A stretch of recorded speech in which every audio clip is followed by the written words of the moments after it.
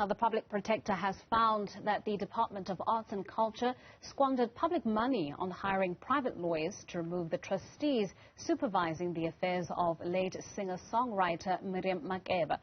Makeba's Grandchildren's Trust, the ZM Makeba Trust and the Miriam Makeba Trust were fighting over her copyright.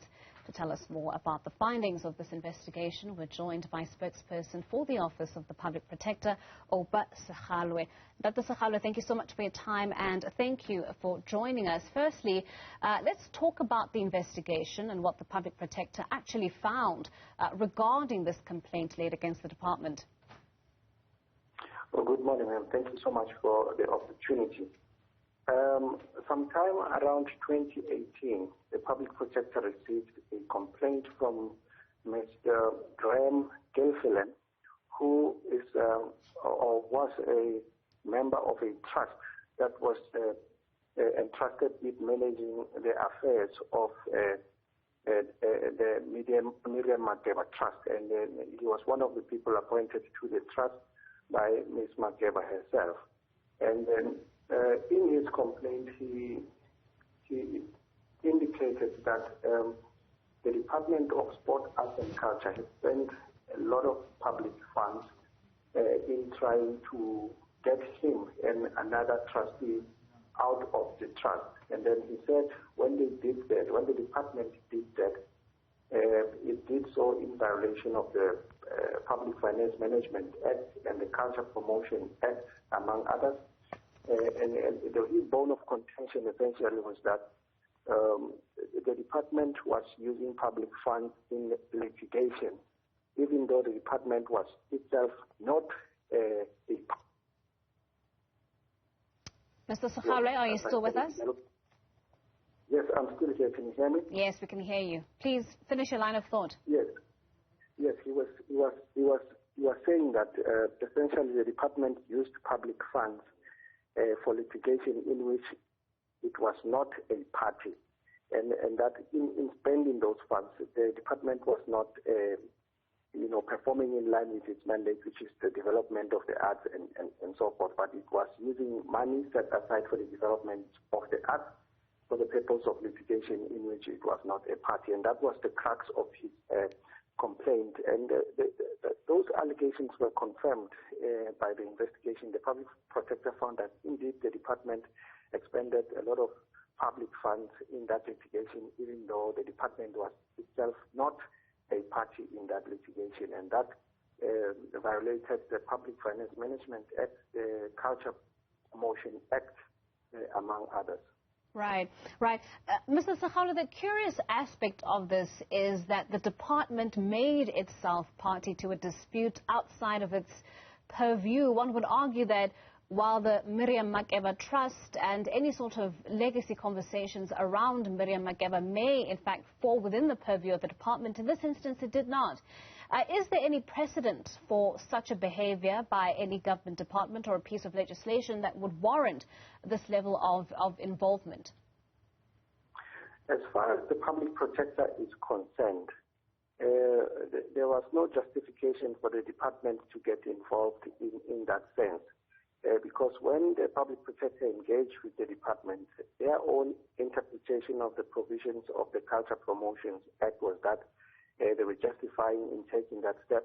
But having looked at the law, analyzed it thoroughly, the Public Protector was of the view that the Culture Promotions Act is all about the promotion of culture, art and culture in the country, that it does not extend to issues of litigation, especially where the department is not a party. Although the litigation itself may have concerned a trust of someone who was active in the arts at some point in history, that in itself does not extend to the art itself or the world of art and culture itself, because litigation was essentially about a dispute amongst the trustees. It had nothing to do with the development of the art. So the expenditure of those funds were irregular in that sense.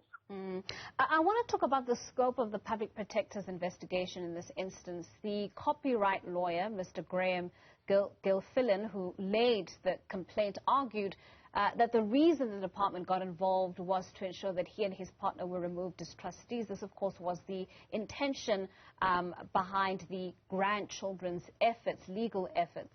Have your investigations managed to prove any of these allegations, or does that not even fall within the scope of what the public protector was actually looking into?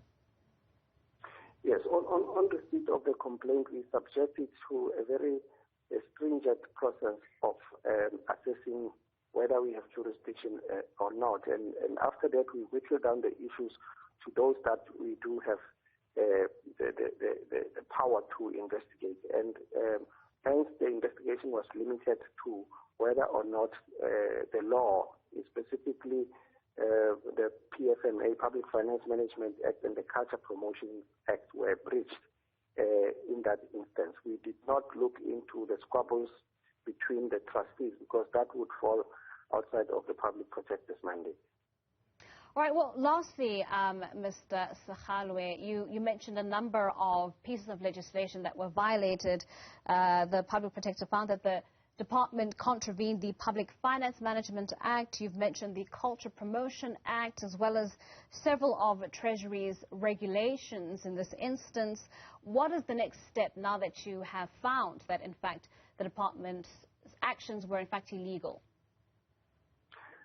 The appropriate remedial action that the public protector took in this instance was directed at the Minister, Mr. Mthethwa, as well as the Director General, including the head of Human Resource Management. But if you look at the remedies themselves, they relate to the need to declare the irregular expenditure incurred in this instance, because the PFMA requires that when there is irregular expenditure, the accounting officer must report it to the National Treasury in line with the provisions of that act, but also that there should be disciplinary steps taken against any official within the department who may be found to have been involved in a financial irregularity that led to this irregular expenditure, and that people must be trained and capacitated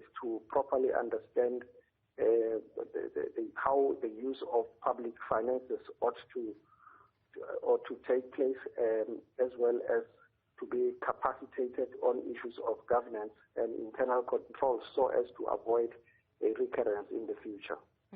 Well, Dr. Segalwe, thank you so much for your time and thank you for joining us. We'll leave it there. That spokesperson for the Office of the Public Protector, taking us through those findings that the Public Protector found in the instance of the Department of Arts and Culture misusing or abusing public funds to get involved in this legal dispute.